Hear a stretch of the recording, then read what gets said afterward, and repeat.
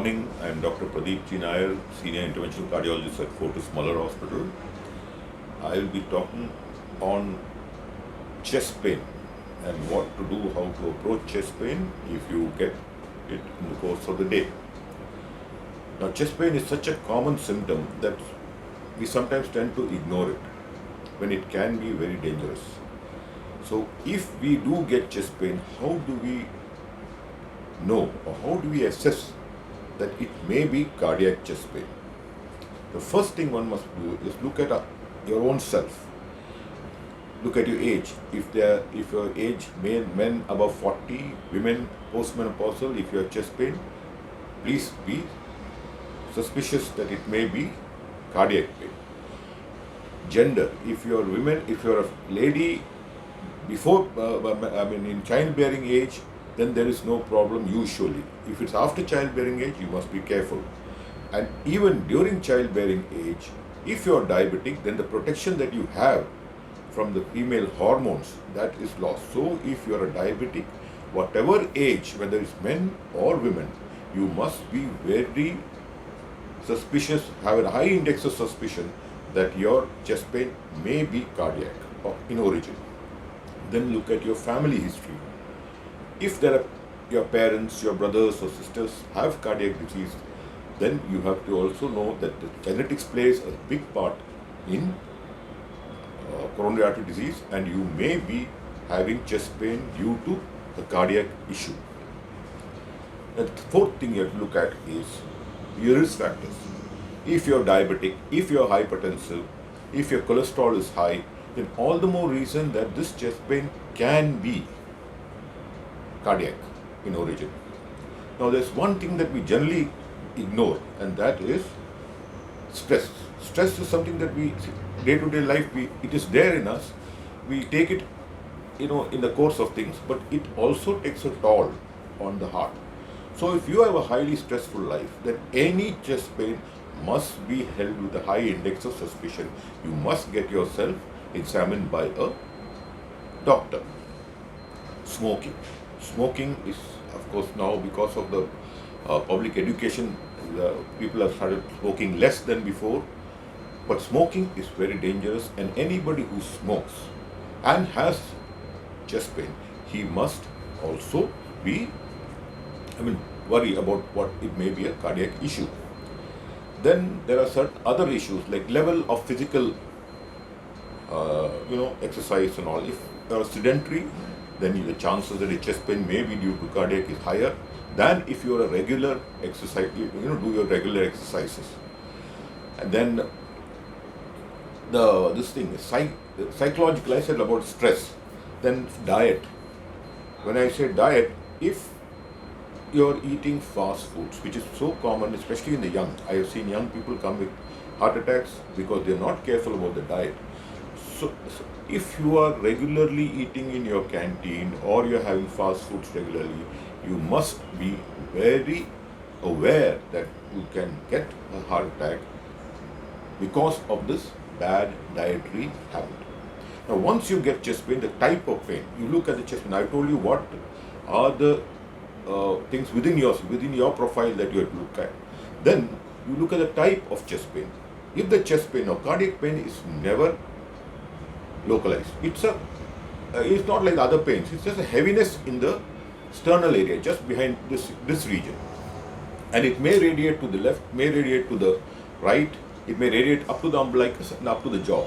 This is called what we call referred pain.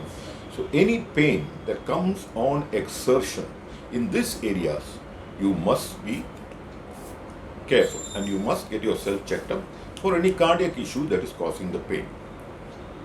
Then pain. Now, pain which is not cardiac can be said like this. If you can pinpoint that here pain is here, then it's usually not cardiac. If the burning sensation, it may not be cardiac, but however, there's a very, you can still have cardiac chest pain with the burning sensation. So a lot of people just ignore it, saying that I ate outside in the restaurant yesterday, so today it may be just gastritis. You should not ignore, especially if you have the risk factors like diabetes and hypertension that I mentioned earlier. Pain that comes with respiration. If you take a breath, long breath and pain comes, then don't worry, it's not cardiac.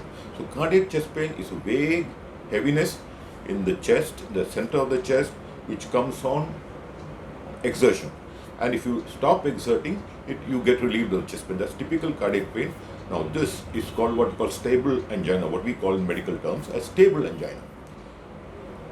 But if the pain comes, if you have risk factors, you're diabetic, you're hypertensive, you're a smoker, and the pain comes and stays for more than 20 minutes, you must be very careful. You may be getting a heart attack. So you have to immediately go to the doctor, because the earlier you go, because time is muscle. What as cardiologists, what we say, the earlier you can treat a block in the coronary arteries, the better for the patients. The more you delay, and we have seen that the delay is usually on the patient side. They tend to ignore the pain. By the time they reach the hospital, it's gone on way beyond repair. So this is thing that we can avoid. If you are diabetic, hypertensive, highly stressful life, and we're having pain in the chest that is not relieved after 20 minutes of rest, after 20 minutes despite being at rest, you better go to the hospital as early and get yourself investigated. Now what does the doctor do? What do we do at the hospital? Once you come with chest pain, the first thing, of course, we take a history. We look at you as your whole. We take your background, we take your history, we do an ECG. ECG changes may be there during acute chest pain, which indicates, but sometimes what happens is it may take 5 to 6 hours. So ECG may be normal when you come in, but it may take 5 to 6 hours to change to indicate there's a cardiac problem. So immediate ECG may not show, so we generally repeat an ECG after 4 hours. Then we do some cardiac enzyme blood tests, because whenever there is damage to the cardiac muscle, then certain enzymes are released which we can measure in the blood, and there are certain levels we see, and then we say, okay, this patient has come with chest pain, his blood and cardiac, and what we call cardiac enzymes, they're elevated, then we know that, okay, he's having a heart attack. Next is, we do echocardiography. We see the heart from outside. We see if there's any pumping function problem, if any of the valves are not moving well, which indicates a heart attack. So this the third test we do. After that, we go in and do a angiogram where we outline the blood vessels after injecting iodine dye and taking X-ray photos, and we know exactly where the blocks are, how much is there, what is the next treatment, what is the best treatment to be done. So this is the way we should be aware that if we have chest pain, we should not take it lightly, especially if we have risk factors, like I said earlier. If you are older than 40 for men, if you're older than 50, older than postmenopausal in women, if you have any of the risk factors like stress, diabetes, hypertension, smoking, cholesterol, or your diet is bad, you must be very careful that you cannot, when you not get, your heart does not get damaged. So you come back, if you come to the hospital, you have high index of suspicion, you come to the hospital in time, get yourself treated, you should be okay. Thank you.